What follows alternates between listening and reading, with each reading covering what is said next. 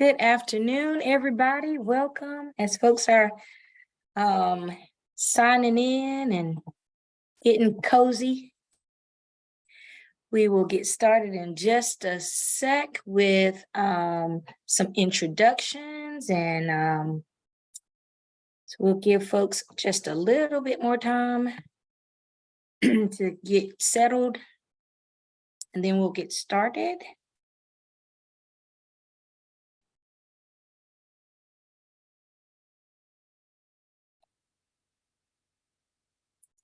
Oh,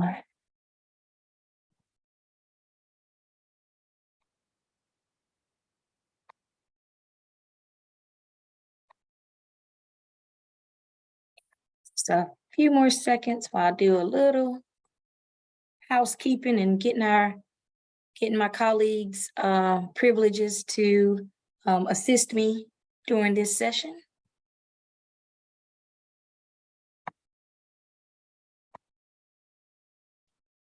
Okay. All right. So I will share my screen and get started. Welcome, everyone. Okay. Welcome, everyone, to the Bidders Workshop for the Historically Black Colleges and Universities, Inclusive Post-Secondary Education, Planning RFA, or request for applications. I am Tamira White. I am a systems change manager for the North Carolina Council on Developmental Disabilities. And here at the council, at the end of this presentation, I will give an overview of who we are as a council. But I will start with that I'm a systems change manager here, and I oversee financial asset development initiatives for our council. Our council has 3 goal areas, and financial asset development is the first goal area. And this HBCU, Inclusive Post-Secondary Education Planning RFA, fits under goal 1, which is increase integrated competitive employment and long-term careers for people with IDD through best and promising practices. So we are all here gathered for our Bidders Workshop, and I can ask my colleagues who are on the call this afternoon to introduce themselves, and then we will go around and ask for you all to introduce yourself and tell us where you are from and which agency you're affiliated with. So I will call on our Executive Director, Tally Wells, to get us started with intros. Thank you, Dr. Tamira White, and thank you to each of you for being here. I don't think we've had a RFA that our council members have been more excited about. I think there's a lot of great RFAs that we've done, but just the energy around this initiative of really, partnering with a historically Black college in North Carolina to develop an inclusive post-secondary education has been a real passion for a number of our council members. So we're excited that you're here. We're excited to, put forward some significant funds to have a planning grant for what it would take to build this, and then to actually build this. And I'm so appreciative, Dr. White, for all the work that you've done to put this initiative together. Thank you. Thank you, Tally. And just for our record keeping, if everyone could also put their name and affiliation and email in the chat, that will be very helpful for networking and connecting after our session today. So please include your name, your organization, and your email address in the chat. And then, so my colleagues know that when I share my screen, I can't see everybody anymore. So is David still here? He's not on my screen. Yes, he is. I'll call on David Ingram to intro next, and then all of my colleagues can just fall in line how they want to introduce themselves. Well, this is David Ingram. Thank you, Tamira. Excuse me. I'm very excited for this initiative. I think Dr. White has been pushing us in our growth and understanding, and the council, and as Tally has mentioned, the support has been phenomenal.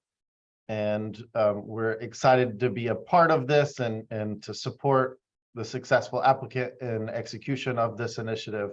And hopefully today guide you in sort of understanding the application process, answering some questions. And of course, if we're not aware of the exact answer, we'll work our best to get that to you at the sort of prescribed date and time that we're trying to post it online. So thank you, everyone, and look forward to hearing more from you.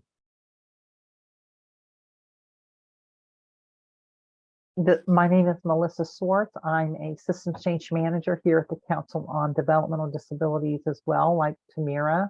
My goal area, and I'm a staff liaison to the Advocacy Development Committee, which is responsible for goal area 3, advocacy and self-advocacy. Again, I want to thank all of you for being here and being interested in this exceptional request for application opportunity that Dr. White has ensured that the Council on Developmental Disabilities is aware of and is interested in investing in. So thank you very much. Good afternoon, everyone. I'm Pam Hunter Dempsey, also a systems change manager here at the North Carolina Council on Developmental Disabilities. I'll just be in the background supporting Tamira and assisting with any notes regarding questions that you might have for her to address at a later time. And so Tamira, what might work from here is for me to select one of our participants to introduce. Oh, no, we have one more staff member. Letha, I'm going to ask you to introduce yourself, and then perhaps after Letha, we could have Kristen Johnson unmute and introduce yourself, and then call upon another participant of your choosing. Thank you. Go ahead, Letha. Hi, good afternoon, everyone, and welcome to North Carolina Council on Developmental Disabilities. My name is Letha Young. I serve in the role of assistant to our executive director, as well as receptionist, administrative assistant.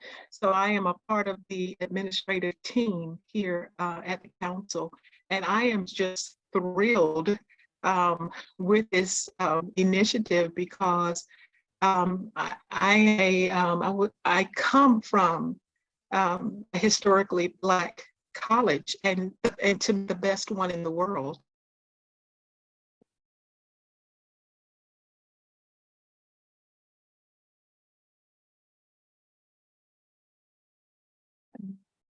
This is Tamira. That's ironic that Letha's sound went out right when she was about to explain which one of the HBCUs was the best.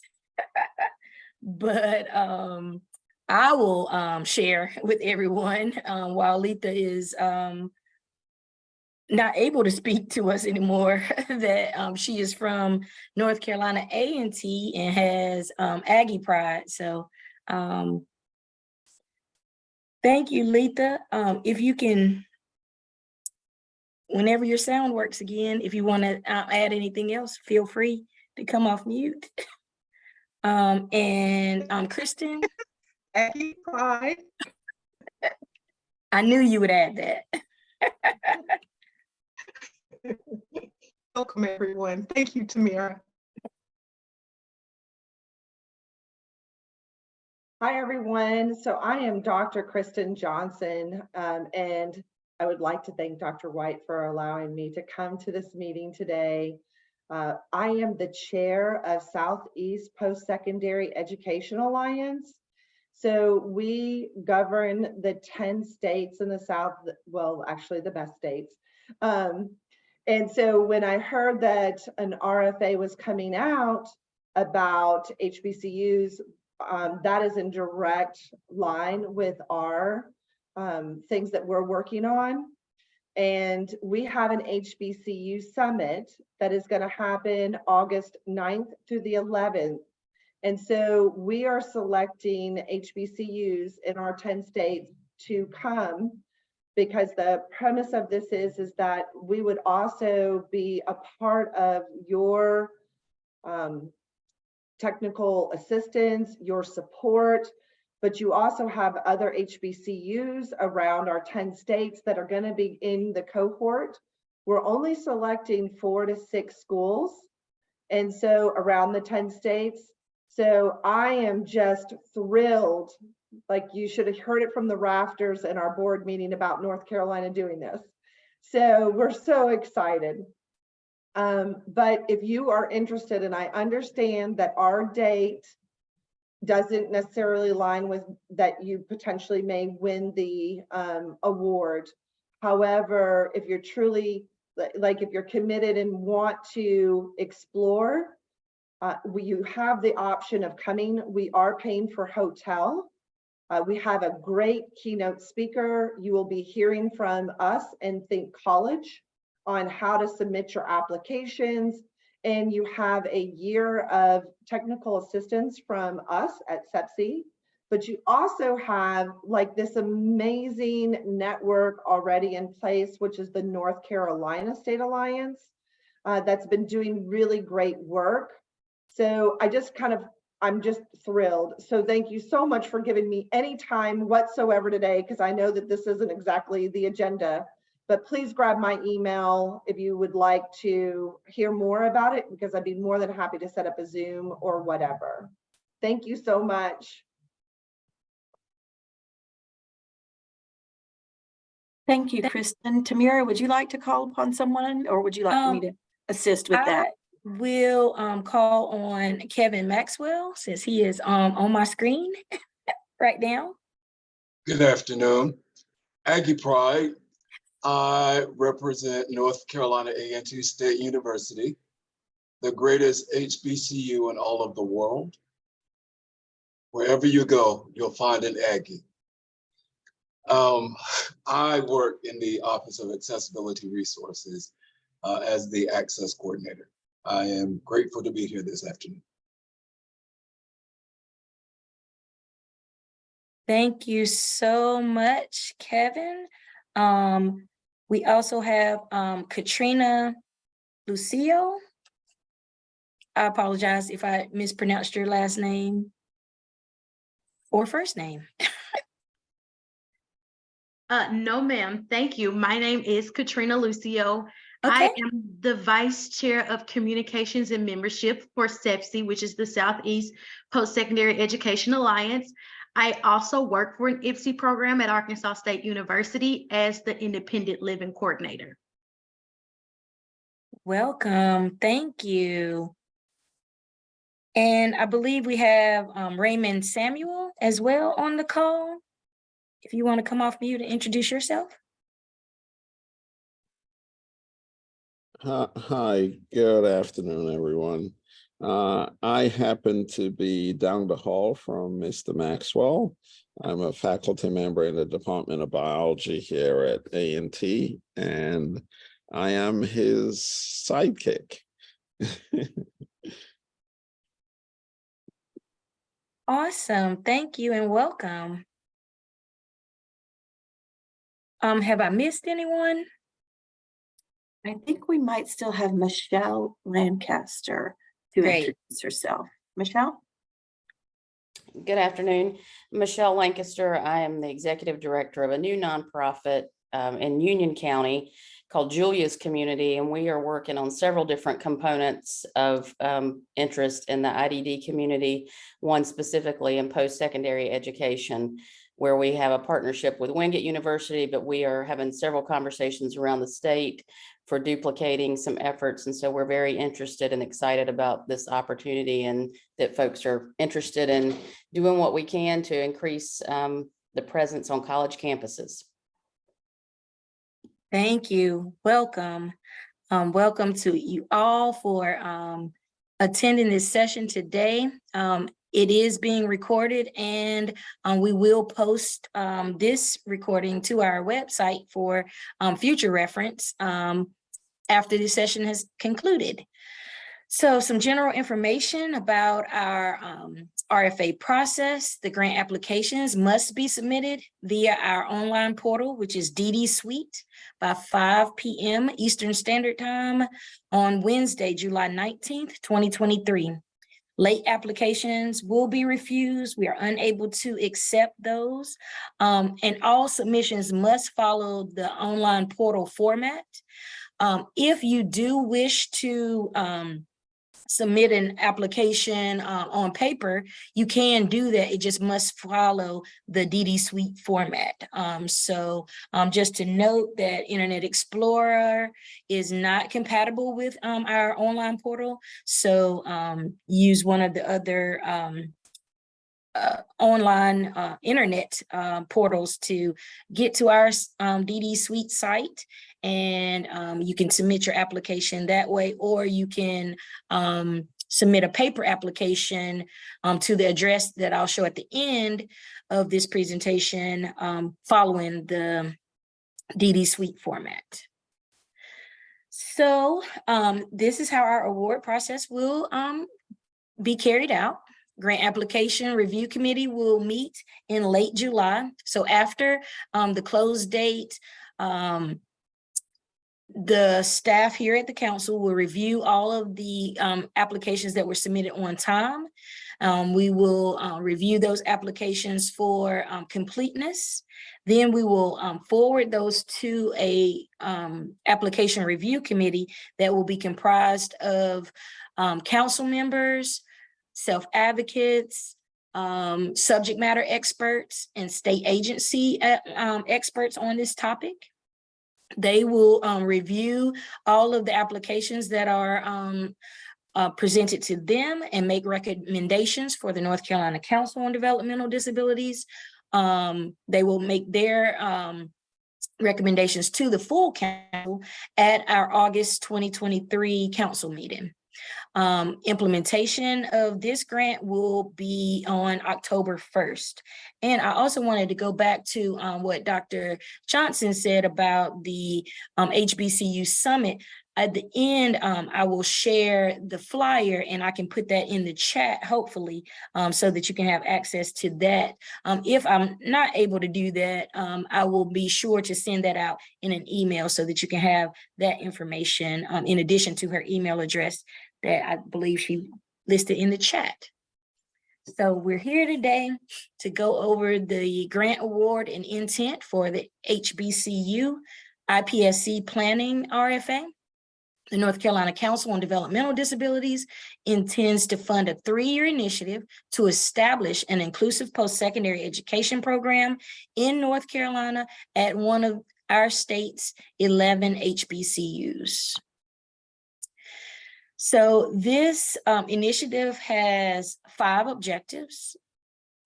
First being to pilot an IPSE program at one of North Carolina's 11 HBCUs by the end of year 2 of this grant.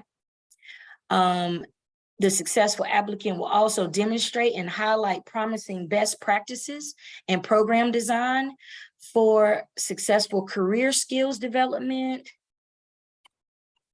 and employment within the initial IPSE program's plan and integrated throughout the contract period.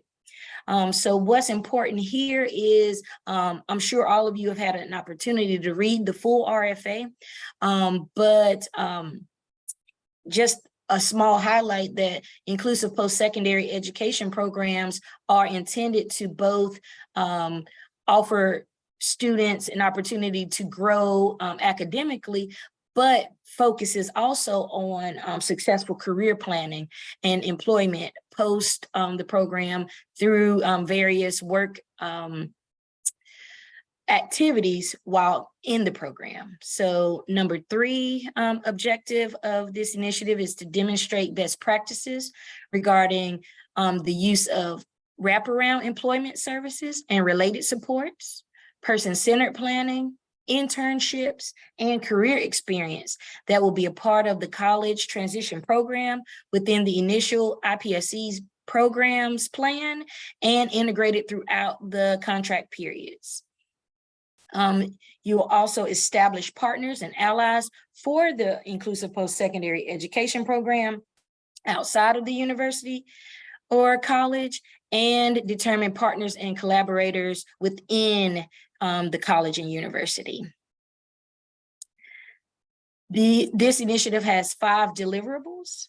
Number 1 is that within the first 3 years of the initiative, the successful applicant will demonstrate their development of a robust 1-year plan with concrete action steps to design a planned approach and methodology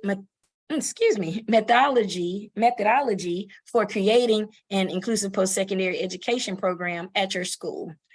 The successful applicant will obtain institutional leadership's official signatory approval no later than year 1 of up to 3 years of this initiative. And so the first year plan needs to include how you will establish and ensure ongoing support from institutional leadership for the implementation of this inclusive post-secondary education program, your recruitment plan for students who will attend, and the number of students you expect to support once the program is established, developing quality academic access for students in the IPSE program, developing career development leading to competitive employment for students with ID or ID and developmental disabilities, creating strategies for campus involvement for the students in the IPSE,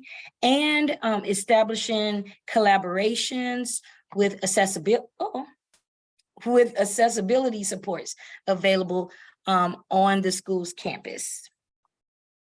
The second deliverable will be that the successful applicant will demonstrate how they will apply for comprehensive transition and post-secondary education program status with the U.S. Department of Education no later than year 3 of up to 3 years.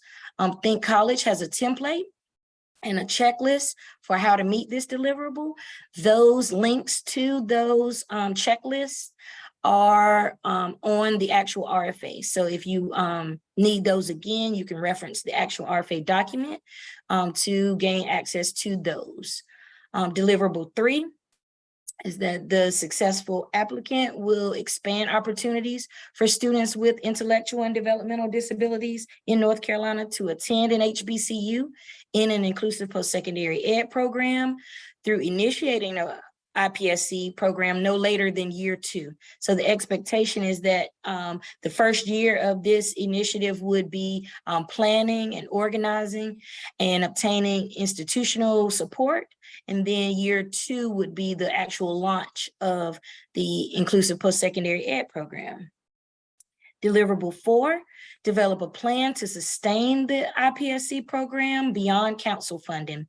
And so this funding can include, but is certainly not limited to, applying for transition and post-secondary programs for students with intellectual disabilities funding, which is TIPSIT funding. And that funding cycle will open in 2025. Seeking funding opportunities through the Division of Vocational Rehabilitation, tuition, state and federal resources, private and charitable, and any other funding activities that will lead to sustainability of this program beyond year 3. The 5th and final deliverable is to collaborate with the established IPSE programs across the state and the North Carolina Post-Secondary Education Alliance, which is hosted and led by the University of North Carolina at Chapel Hill at the Carolina Institute on Developmental Disabilities, the CIDD.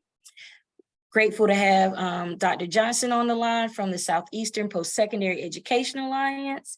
You will definitely collaborate with Think College and the North Carolina Division of Vocational Rehabilitation Services. So some helpful hints when getting started on your application is to become familiar with DD Suite. Go in, set up your account, and kind of play around in our online portal to make sure that you understand how you will submit your application. So complete and save your work in a Word format, and then cut and paste in DD Suite. This is helpful because I'm sure, as we've all learned through the pandemic, the internet gremlins love to attack.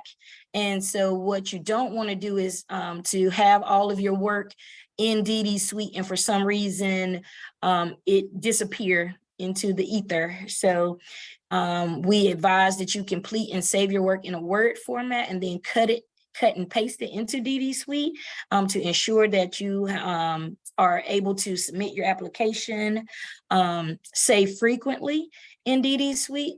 Again, in efforts that your hard work won't be in vain, and that you will be able to successfully submit your application and get an early start.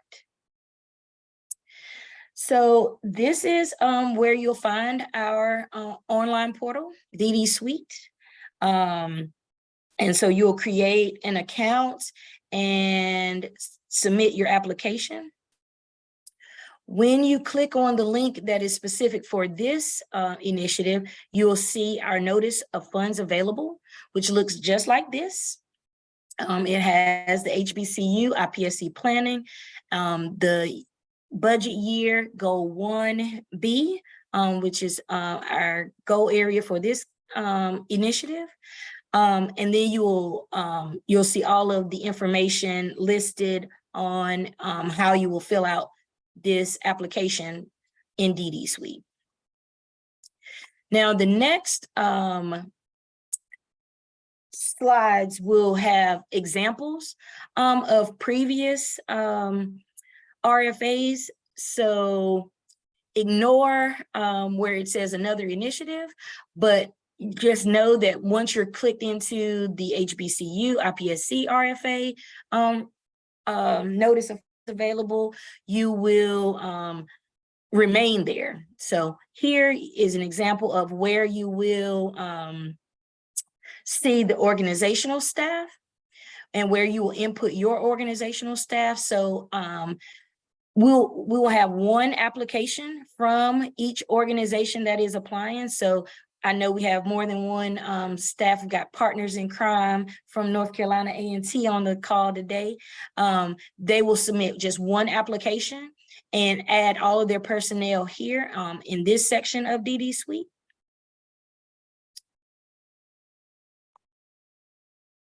And okay, so the initiative outline form.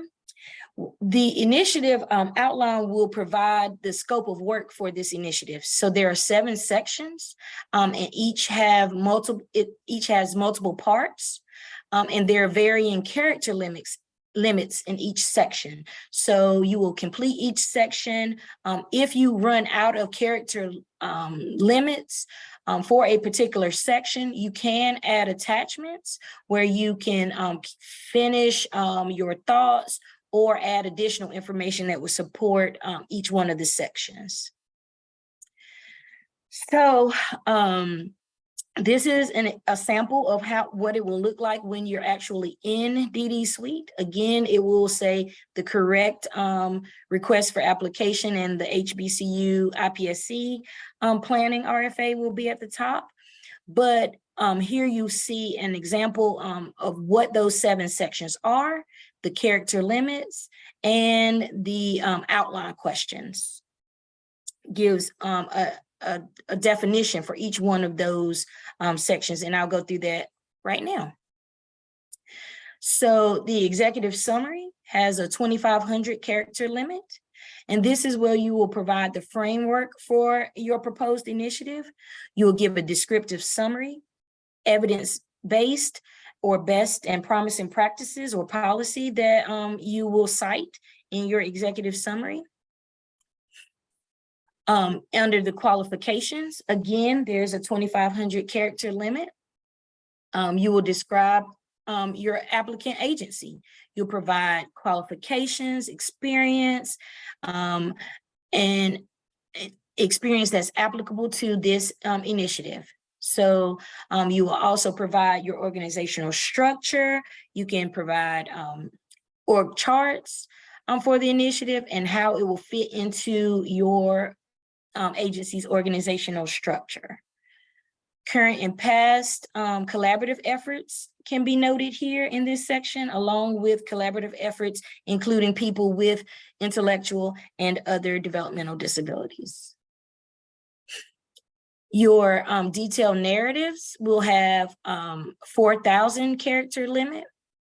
You'll describe the need for the initiative, referencing relative data and any data gaps and trends.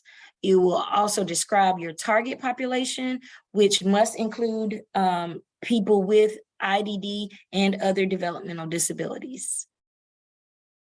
You will demonstrate your accomplishments in 3,000 characters. And so you will provide outcome measures and indicate outcome measures that will be used to determine the extent initiative is meeting goals and objectives. So you will tell us how you will, your response to this application will tell us how you will carry out the establishment of an inclusive post-secondary ed at your school. In the methodology section, the character limit is 3,000 characters.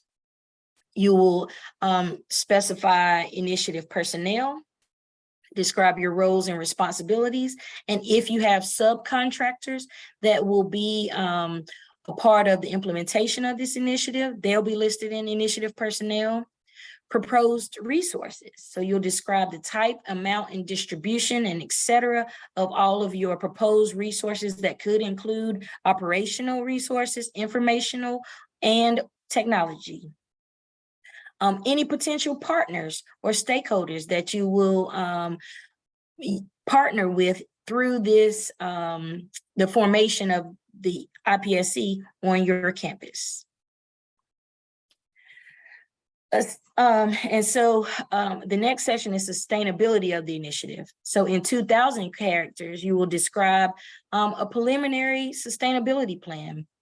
We're looking for applicants who are able to describe a comprehensive and appropriate plan for how this initiative will move forward beyond council funding.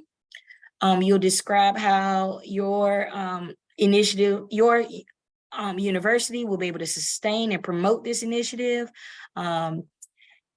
It may include replication, organizing and attending or presenting at local conferences, creation of guidebooks and brochures. These are just examples, but your sustainability plan will just explain to us as the council how you plan to really keep this inclusive post-secondary education program going beyond year 3 of this initiative.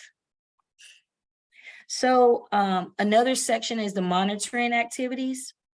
It's a 2,500 character limit where you will describe how your organization will monitor and evaluate progress on this initiative. You'll provide a detailed description of how you will monitor and evaluate performance activities and outcomes. You'll describe how and when you will access or use proposed evaluation tools to measure whether objectives are achieved, and you'll include a timeline that has dates and responsibilities on how you will monitor progress as you carry out this initiative. The timeline must reflect 3 years, where you will describe goals, objectives, activities, and outcomes for the initiative reflecting 3 years. But please note that your budget section for this initiative will be just for year 1 of the initiative. So you will develop your work plan, which will reflect all 3 years of the initiative. The objective, you'll list each objective for your work plan separately. Activities, you'll define those activities necessary to achieve the objective.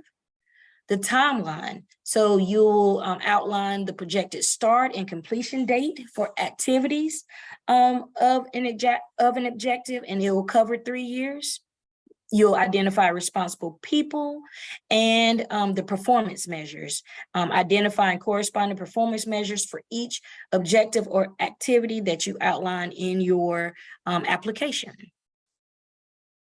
So here is what it will look like in DD Suite, how you will add objectives and how you will fill in each one of the boxes that corresponds with how you will carry out your objective. This is another section of the work plan, which will include your performance measures. You will go through our system and select the appropriate performance measure and how you anticipate meeting and fulfilling those performance measures. Here is the budget and the budget narrative. So also included in your application will be a detailed budget by line item. Resources on how to complete this, the budget worksheets and all of that is uploaded on our website now. So there are forms that you can reference as you are putting together your application in DD Suite.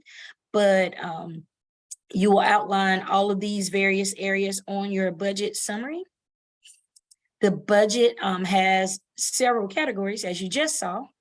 You'll provide detailed budget information on each line item and indirect costs. So allowable only with approved indirect cost rate documentation. So you'll document all of those things on your budget narrative, the total program costs, the sum that will include both the matching funds that will be required when you accept the council's funds. And so the total cost will be summed up on your budget narrative. Speaking of matching, your match can be done in one of two ways, either a cash match or an in-kind match. There are examples of in-kind matches, and if you have specific questions, feel free to email us at the email address that was provided in the RFA. But in-kind can be how you donate related to cost of office space or staff time contributing by the grantee. So you'll document your match, which is 25% non-federal funds for this initiative. So the contract attachments, again, these forms are listed on our website, and I will hand it over to our Director of Business Operations, David Ingram, to give you a little bit more information about the registration with the North Carolina Secretary of State. Hi, this is David Ingram. So the good news, the Secretary of State information is pretty clean. I think where universities are involved, there may be some sort of unique methods and agreements with university systems for us to look through. Good news is it doesn't have to happen at the time of application, but it does have to all be worked through by the time of contract execution. So if you have any questions, check out the website, let us know. We'll try to get you some information, but please focus on the application itself. These things can just hold stuff up if we're not on top of it before the execution of the contract. And Melissa put in the chat where to send your questions to, rfainfo@nccdd.org. And again, in the chat, and we'll put that on any Q&A document as well and other information. But Secretary of State, North Carolina. So www.sosnc.gov/corporations. Thank you, David.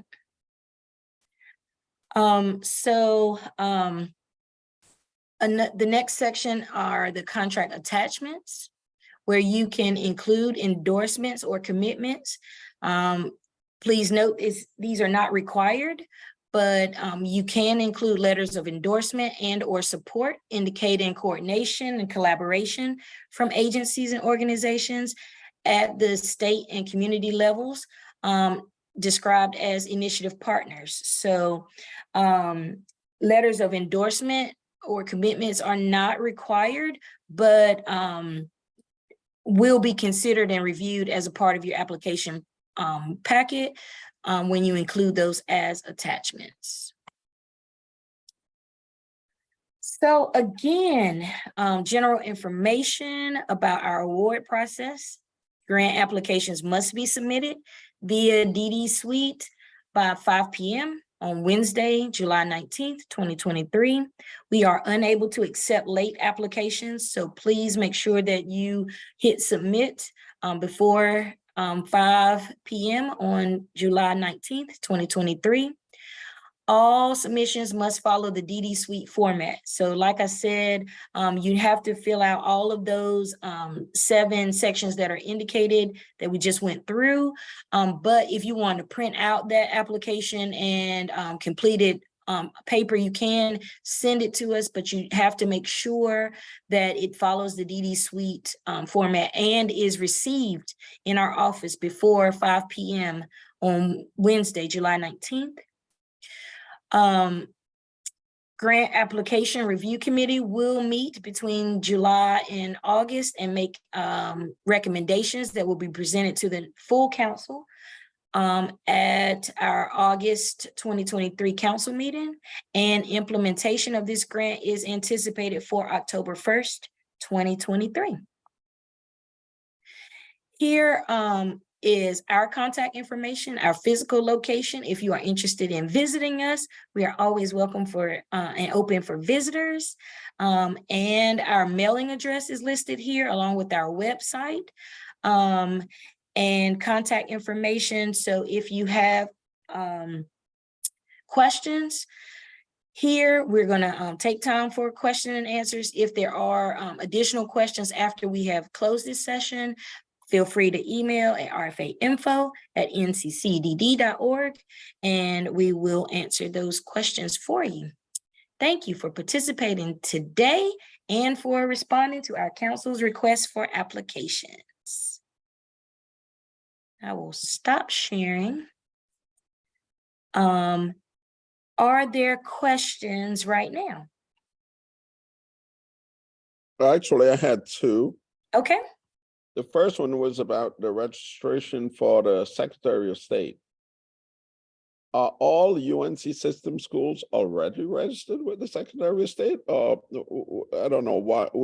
This is a specific RFA for HBCUs. So are all HBCUs already registered, or is there some other registration that we need to get done? This is David. For the application in response to the RFA, it's not required to be registered. I believe the UNC school system has a separate contract with DHHS that we sort of go through when we contract with any university that's part of the school system. We do, so I think that that's for HBCUs. If they're the organization to submit, likely would not need to be concerned about this. There may be room as we look through the application for a third-party organization to submit the application and subcontract with the university, and they would have to be registered through the Secretary of State by the time we execute the contract. And thank you, Pam, DHHS, Department of Health and Human Services. Yes, my second question was about the budget. So there was the matching. Is the matching a part of the total budget, or is the matching above the portion that the council is providing? The total budget is the $80,000 that the council is providing plus your match of the 25%. Okay, got it. Okay.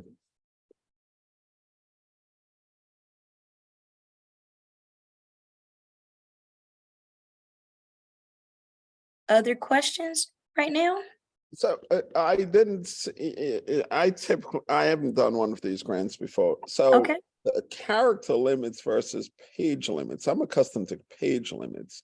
So the characters, so X, and I don't know what a character, how many, so my name is Raymond Samuel. So I'm about like 20 characters. So yeah, so the character, so the restriction is on, not on pages, but for each sections cannot exceed a given character. So there are character limits in the system. If you need to exceed the character limits for a particular section, then you can include that as an attachment. So let me ask a question. Does the character, because when I do my character count on Word, it counts actual character, but not the spaces between the words. Which one do you count? That's a good question.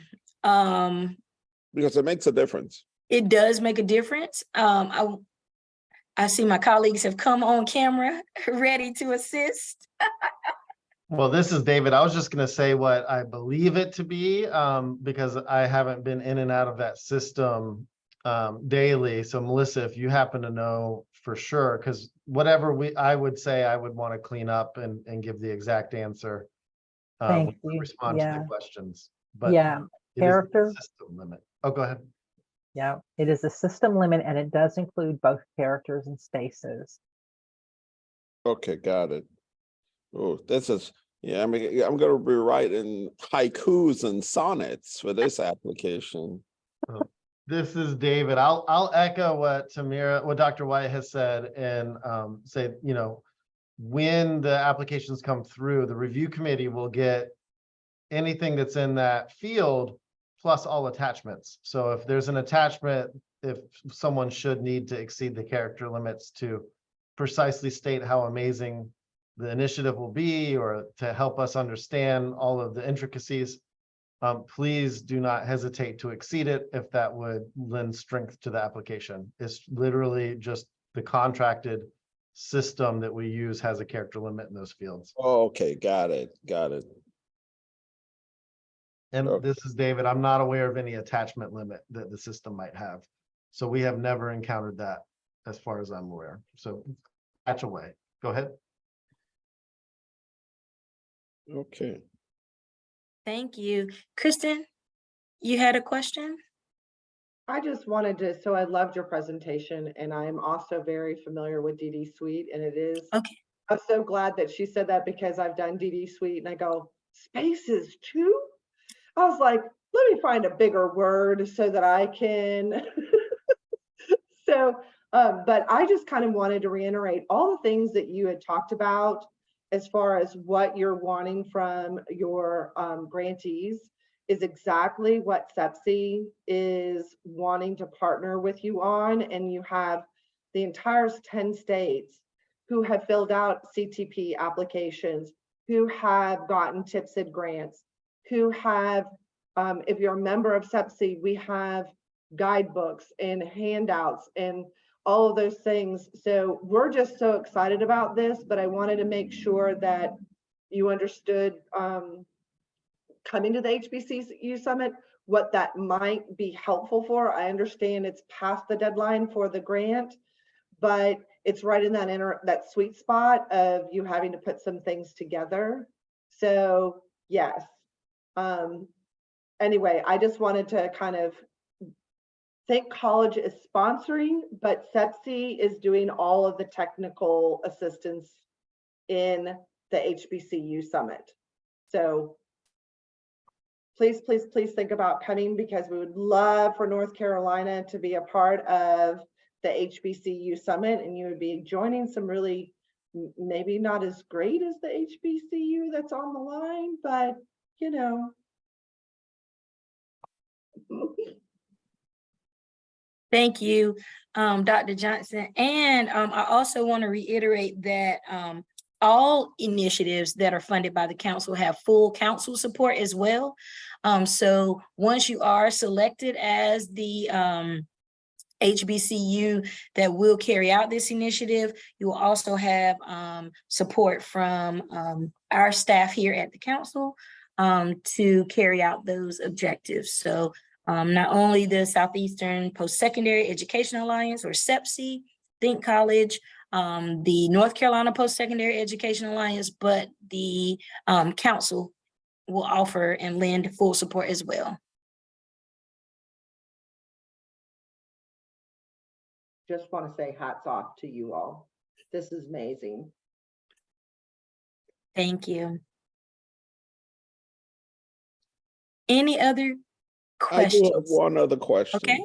So what's your vision? If you had to paint a, you know, a vision as to, you know, what you would love to see in 5-10 years, the outcome of this, what does Okay. that look like? I'm just, I know I'm teasing you guys, and what are you all hoping to accomplish by engaging HBCUs specifically in this?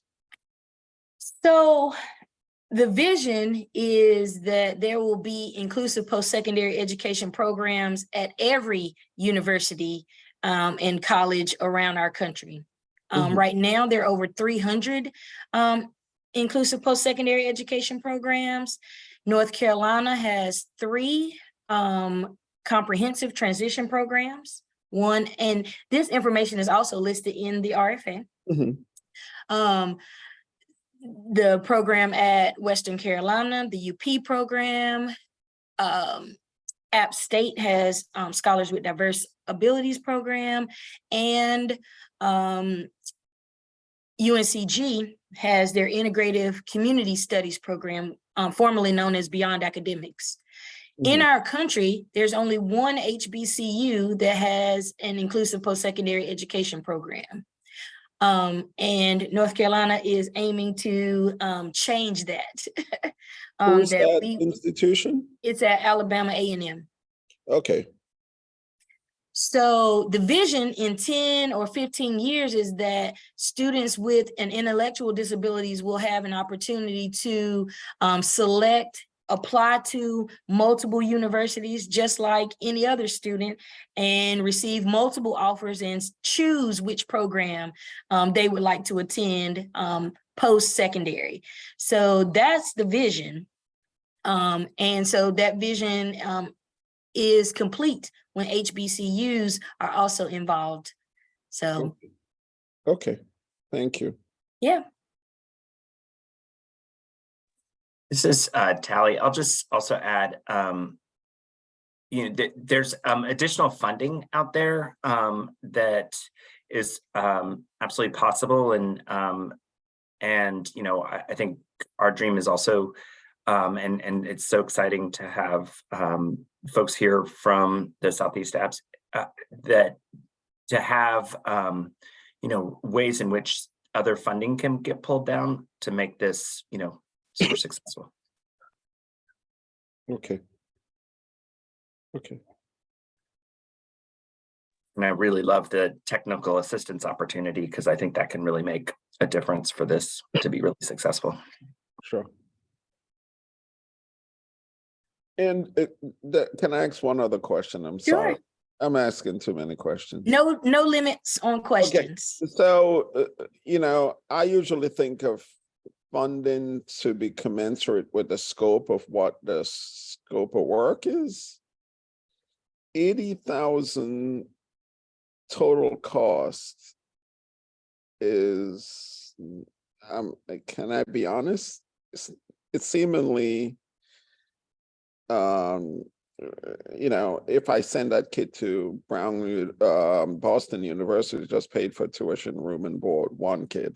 So is the funding doesn't, we have 13,000 students plus in our institution. Mr. Maxwell knows how many we have to serve. It just doesn't seem like I can put a comprehensive program together to meet our entire community with that kind of fund. And I'm going to have to do not 26,000 match. I need 300, 400,000 match to provide services. That's going to be all inclusive and comprehensive. So I was just doing the numbers for a comprehensive program. This is not the kind of funding that we would expect. I'm sorry, am I saying the wrong thing? Not at There's all. no wrong. Well, Thank you for expressing. we'll do an application, but it's going to be, it will truly be a pilot, and it will be very limited scope.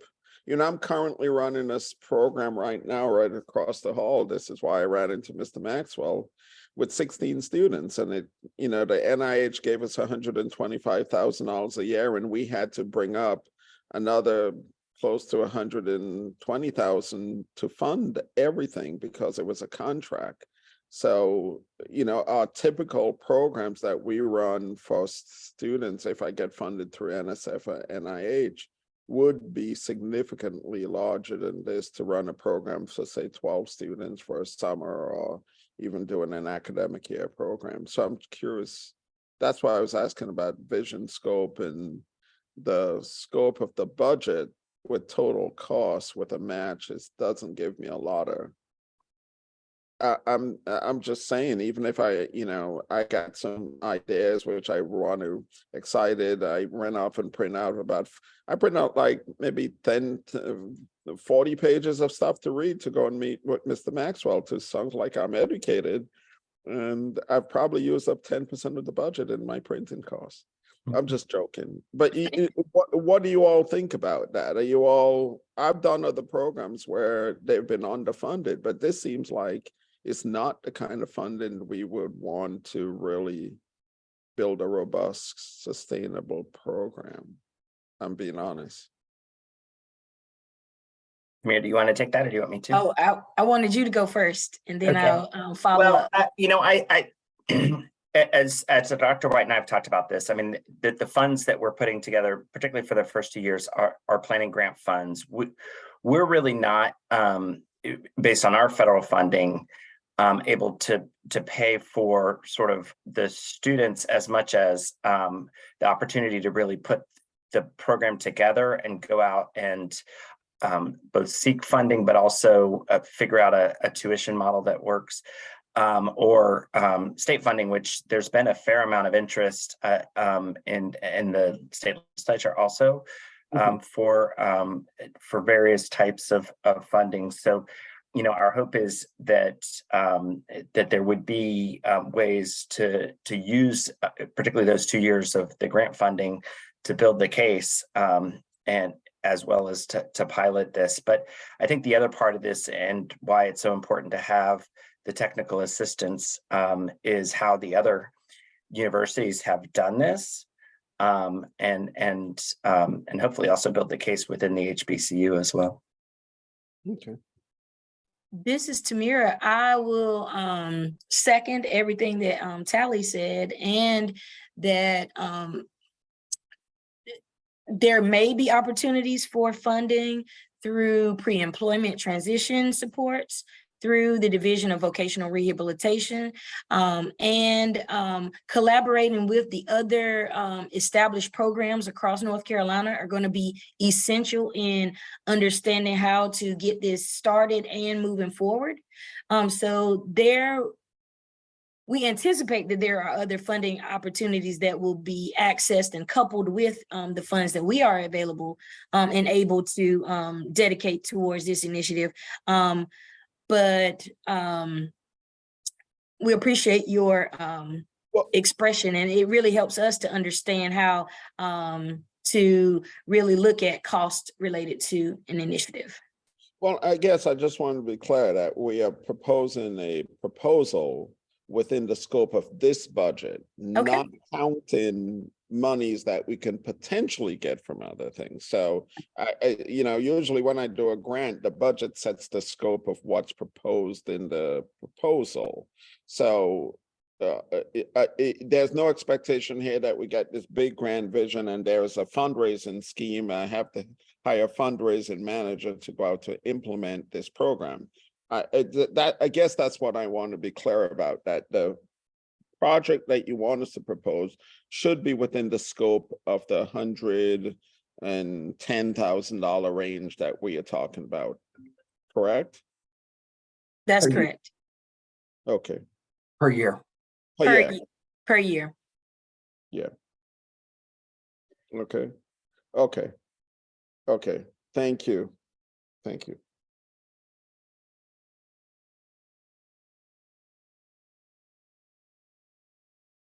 Other questions?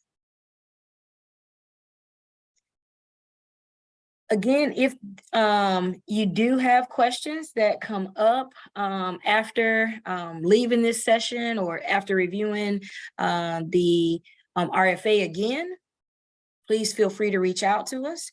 You can also, you can call me and I can help you. I will just know that all questions that come in about the RFA will be posted on our websites, and the questions and the answers will be posted so that everyone will have an opportunity to see those questions and how the council answers those questions. You can pose questions to the email address, rfainfo@nccdd.org. Thank you, Pam. So this is not your last opportunity to ask questions. So if there's something that comes up after this session, you are welcome to still ask those questions and get those answers. We will post the questions and answers we have in 1 week from today. Questions that were posted in this session and anything we receive via email or phone call will be posted on our website.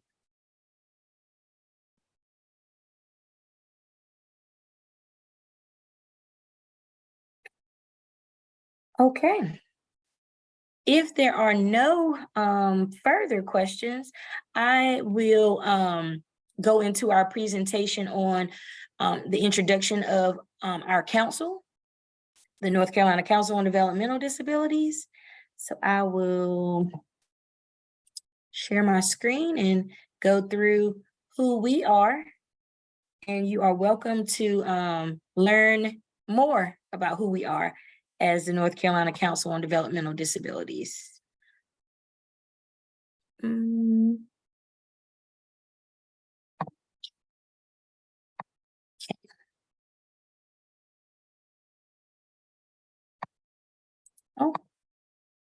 Oh. Okay. 1 second. Here we go. No.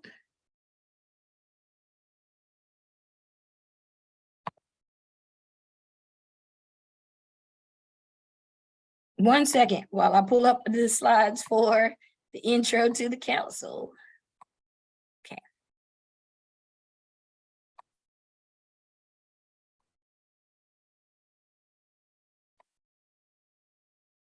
Oh.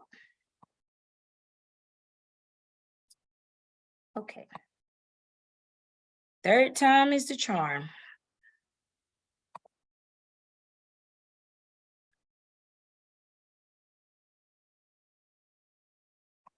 Tamara, this is Melissa. Yeah.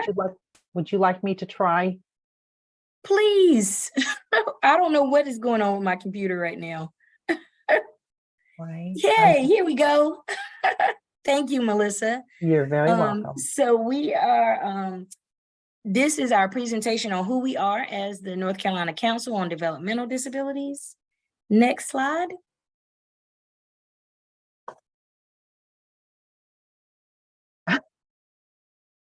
All right. There we go. Thank you. The North Carolina Council on Developmental Disabilities is a part of a national network of 56 organizations that assist people with intellectual and other developmental disabilities and their families. We are funded by the U.S. Office of Intellectual and Developmental Disabilities There is a council on developmental disabilities in each of our country's states and US territories. Each council is, the US Congress created each of the councils on developmental disabilities, and we operate through the Developmental Disabilities Bill of Rights Act.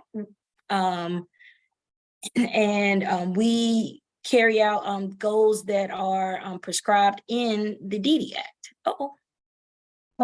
Okay, here we go. The mission of the DD Act is to ensure that people with IDD and their families participate in the design of and have access to individualized services and supports that promote self-determination, productivity, integration, and inclusion in all aspects of community life. So the areas of emphasis in the DD Act include the formal and informal community supports, health, housing, transportation. So these are the areas of focus that each one of the councils in North Carolina participate in helping individuals and their families participate fully in their communities. Next. Funding and accountability. So the Administration on Intellectual and Developmental Disabilities is the federal government organization that oversees implementation of the DD Act. The designated state agencies are the Office of the Secretary, North Carolina's Department of Health and Human Services, and they're our organizational home. They're where the North Carolina Council lives related to our state government. The council makes decisions independently of the Department of Health and Human Services. Our council supervises its executive director. So our 40-member board, which I will give you more details about in just a second, supervise our executive director. The Department of Health and Services has an important but limited role in how activities are carried out by the North Carolina Council. They ensure that our staff are hired and managed consistent with state law and receive, account for, and disperse our council funds. Okay, great. So this is an organizational chart of how we are situated in the Department of Health and Human Services. The Administration for Community Living is under the Department of Health and Human Services, and they have 4 programs that are identified here: the Administration on Aging, Center for Integrated Programs, Administration on Disabilities, and the National Institute on Disability, Independent Living and Rehabilitation Research. And out of the Administration on Disabilities comes the Independent Living Administration and the Office of Intellectual Disabilities. And then we're breaking it down, coming to how North Carolina's council fits in. So next. So the Office of Intellectual and Developmental Disabilities has established DD Act network partners.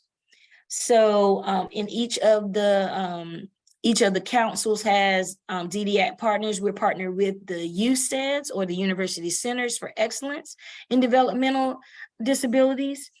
For North Carolina, our UCED is the Carolina Institute on Developmental Disabilities.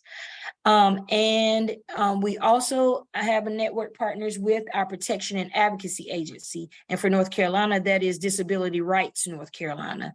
So all of us are sister agencies, and we all work together to help implement the goals and objectives of the DD Act. Next. So here's our organizational chart, and this is how we are all set up. So Governor Cooper is the one who selects and appoints individuals to our North Carolina Council, where we have 40 council members right now. Our chair is Brian Dooley. In the Department of Health and Human Services, we have our secretary, the chief deputy secretary, and the assistant secretary for employment and inclusion, who all oversee our executive director, who you met today, who is Tally Wells.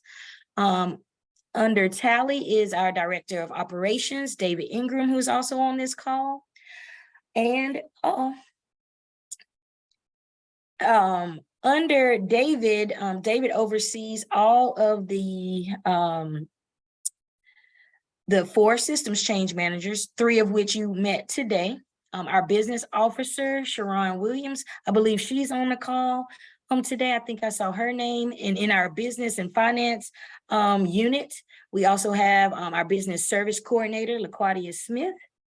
Our administrative staff, who we have Cora Gibson as our administrative specialist 2, and our administrative specialist 1, Letha Young, who you met today, who is on our call. We have 4 systems change managers, and we oversee the 3 goals of our council and cross-cutting initiatives.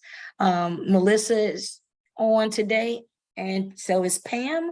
And we also have our public policy education coordinator, Chris Hendricks, who is a part of our team.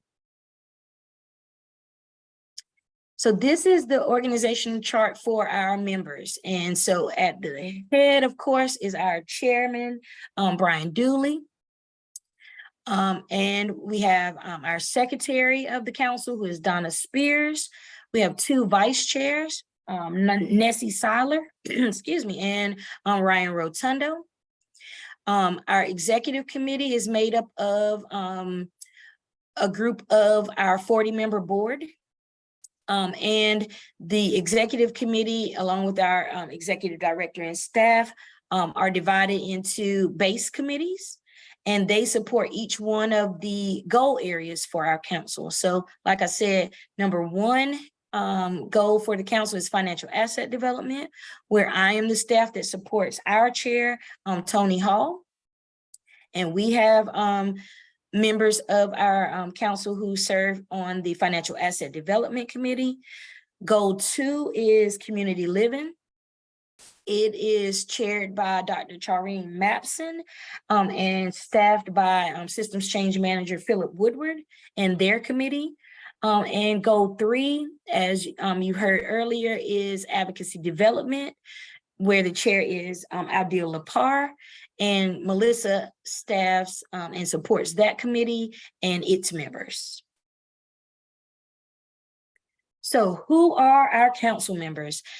Each one of our 40 council members is appointed by the governor with input from our council. They represent a diverse geographic, racial, and ethnic diversity of the state. And not less than 60% of our 40-member board are people with an intellectual and other developmental disability, parents or guardians of children or adults with an IDD. The North Carolina Council on Developmental Disabilities is made up of many experts, people with IDD who identify as self-advocates, families, representatives from our local management entities and managed care organizations, providers, advocates, policymakers from 3 departments, and the University of North Carolina, and legislators all serve as a part of our 40-member board. The council member responsibilities are that they carry out the provisions of the DD Act. They gain support for the council and its positions from people with IDD, families, policymakers, other stakeholder organizations, and the general public. They also make sure that the council is member-driven, effective, efficient, and an accountable organization. So like Tally said at the beginning of this presentation, that we really had full council support behind launching this initiative and delegating funds from the feds to this initiative so that North Carolina can have the next inclusive post-secondary education program at an HBCU. So each council has a 5-year state plan, and North Carolina is no different. We have a 5-year state plan that our 40 members decide on how the federal funds will be used. And how we spend those funds is with member approval. We release funds through competitive requests for applications, and that's why you all are here today, and contracts. These funds go to initiatives across North Carolina that advance the council's goals and objectives in the 5-year plan. We conduct advocacy and policy activities. The funds also fund our staff to manage initiatives and council funds. And we also collaborate with those network partners that I talked about in that slide that include our Protection and Advocacy Agency and our University Center of Excellence.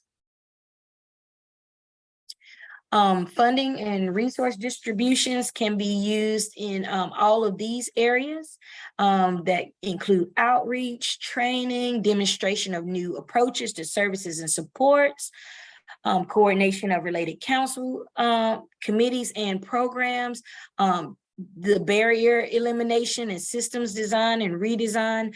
All of these are areas that we use our funding allocation to support.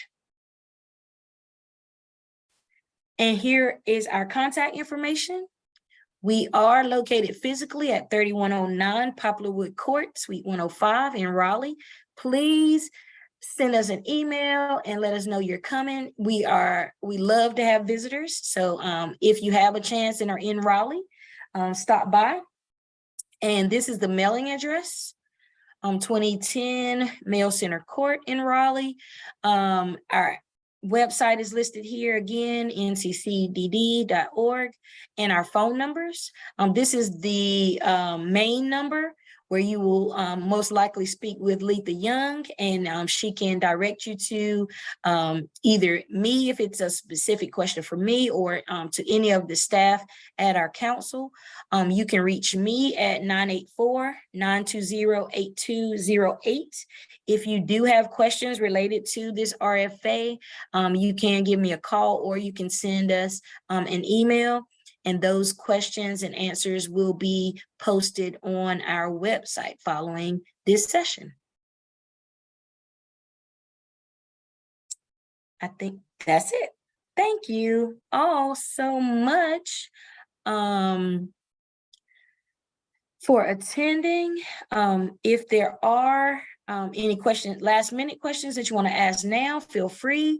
If not, we will wrap up and adjourn.